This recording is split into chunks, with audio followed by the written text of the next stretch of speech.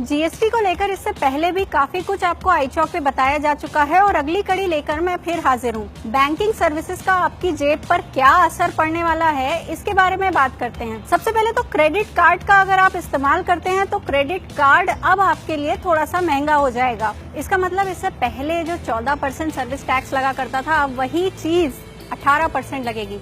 मतलब हर 100 रुपए पे आपको 3 रुपए एक्स्ट्रा देने पड़ेंगे। यहाँ इसे कुछ ऐसा समझिए कि जो भी आपका क्रेडिट कार्ड का बिल होता है, जो आउटस्टैंडिंग अमाउंट होता है, उस पे एक इंटरेस्ट लगता है और उस इंटरेस्ट पे सर्विस चार्ज लगता है। अब वही इंटरेस्ट पे जीएसटी लगेगा। इसका मतलब अगर मेरा इंटरेस्ट 1200 रुपए के आसपास है तो मुझे उस पे पहले 14% टैक्स देना पड़ता था, जिसपे अब मुझे 18% टैक्स देना पड़ेगा। तो क्रेडिट कार्ड का इस्तेमाल थोड़ा ध्यान से करिए, क्योंकि मसलन अगर आप पेट्रोल भी अपना क्रेडिट कार्ड से भरवाते हैं तो पेट्रोल तो जीएसटी के अंतर्गत नहीं आता है, लेकिन क्रेडिट कार्ड का स्वाइप करने पर आपको 18% जीएसटी देना पड़ेगा।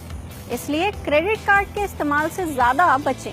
इसके अलावा अगर हम बात करें एटीएम से पैसे निकालने की, तो जी हाँ, एटीएम से पैसे निकालना वैसे भी महंगा हो गया है। 5 ट्रांजैक्शन होम बैंक पे और 3 ट्रांजैक्शन अदर बैंक पे आपको फ्री मिलते हैं, लेकिन इसके बाद आपको हर ट्रांजैक्शन पे 20 रुपए देना होता है। अब ये चार्ज भी बढ़ सकता है, क्योंकि जीएसटी के अंतर्गत ये भी फाइनेंशियल सर्विसेज है और ये भी बैंकिंग सर्विसेज है, तो हो सकता है एटीएम से पैसे निकालना भी आपके लिए महंगा हो जाए।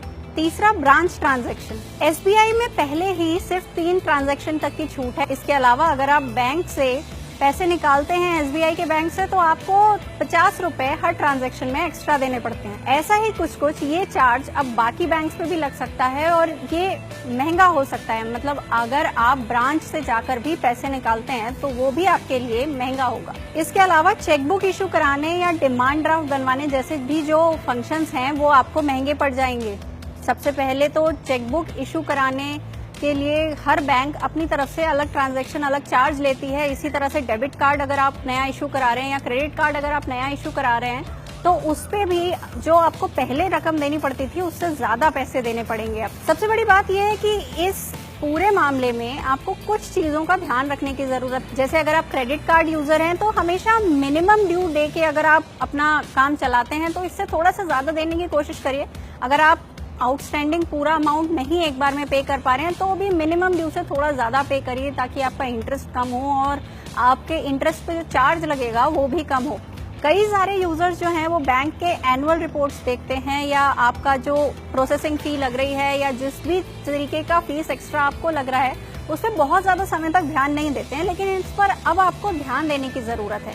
इसका मतलब कि अगर आप कोई भी ट्रांजैक्शन बैंक से करते हैं तो अपनी पासबुक अपडेट रखिए, अपना नेट बैंकिंग का इस्तेमाल कीजिए और ज्यादा से ज्यादा हो सके तो मोबाइल वॉलेट्स, प्लास्टिक मनी का इस्तेमाल कीजिए, तो ये आपके लिए ज्यादा फायदेमंद होगा। क्योंकि चाहे एटीएम से पैसे निकालने की बात हो या फिर बैंक से पैसे निकालने की बात हो, ये थोड़ा सा आपकी जेब को भारी पड़ सकता है।